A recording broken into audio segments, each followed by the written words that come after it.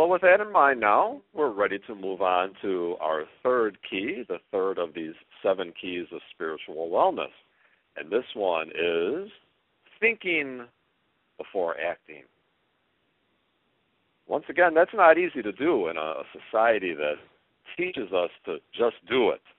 And acting without thinking often feels good because it provides us with a sense of certainty and a sense of control. All we have to do is follow our impulses and let loose. So with that in mind, here's the next question for us to reflect on, and that is that your final answer? I'm sure you recognize that question.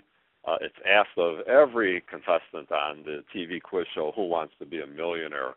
You recall that after a multiple choice question is asked, there's this dramatic pause while the contestant thinks about it, and then he or she announces their choice, and that's when Regis or Meredith asks, is that your final answer?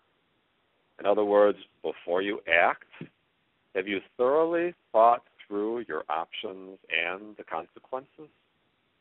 So this third key to spiritual wellness, thinking before acting, reminds us that spirituality is not mindlessness. It's the synergy of heart and mind working together. We're taught to love God with our whole heart, soul, mind, and strength. We don't check our brains at the door when it comes to spirituality as Catholics. Acting without thinking is a sure path to a spirituality that is crippled by only having one leg to stand on. The other thing about acting without thinking, it feels good because it gives us an illusion of certainty. An emphasis on the word illusion. We tend to admire people who shoot first and ask questions later because they seemingly embody the quality that we all wish that we possessed, namely certainty.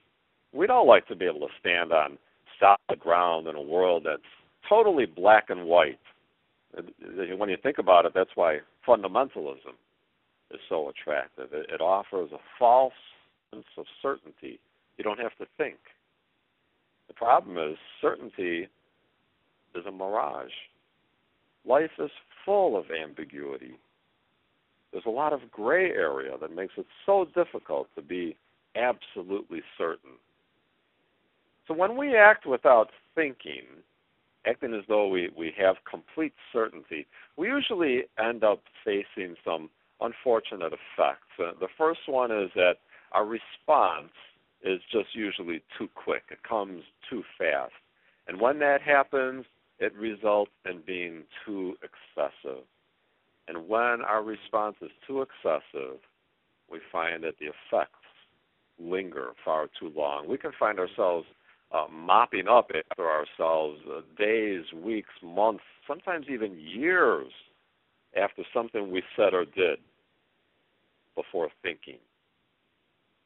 So a spiritually healthy person learns how to take a deep breath. I saw on that list, and Nick, I think you even read, one of the people said, I'm trying to be more patient. That's exactly what we're talking about here. Take a deep breath. Allow the brain to catch up to the emotions, to temper the emotions, and to work with the emotions for a proper response. Now, this isn't a new idea. I didn't come up with this. In our Christian tradition, this is called discernment. You see, the spiritually healthy Christian knows that thinking is necessary before acting, and that's what we refer to as discernment. St. Ignatius was very big into discernment, so much so that we can talk about something called Ignatian discernment. I'd like to offer just a few tips that can be derived from the tradition of St. Ignatius in terms of Ignatian spirituality and Ignatian discernment. The first one being, before anything else, we have to be sure to clarify our goals and the choices that are really available to us. The second thing we need to do is we need to pray for guidance and clarity. We're not alone. The Holy Spirit is truly with us. Third, we need to talk to someone else, and we need to realize that is not a sign of weakness, especially for us men. The idea of just being able to talk to someone else. We always think we have to figure it out ourselves, but it really is strength of character to be able to ask someone else for help. Fourth, we need to be patient. Just avoid being impulsive when it comes time to making a decision. And fifth, we need to trust. Trust in yourself. Trust in those that you consult. And most of all, trust that the Holy Spirit is acting in your life. And finally, after your decision is made, check the fruits of your decision so that you can really learn something for future decisions that you're going to make. Well, during this Easter season, we hear the story of how the risen Christ appeared to two disciples on the road to Emmaus. These disciples were not thinking. They were just acting. In fact, they were reacting. They were just running away from the experience they had in Jerusalem. Then walking along with them on the road, however, the risen Christ helps them to think. He helps them to think in a new way. And that new way of thinking enables them to recognize him in their presence. Their new thinking leads to new action. No longer are they running to Emmaus, but now they're returning to Jerusalem. And so, as an Easter people, the resurrection of Jesus causes us to think twice, to not accept death as the end. That new kind of thinking leads to new life.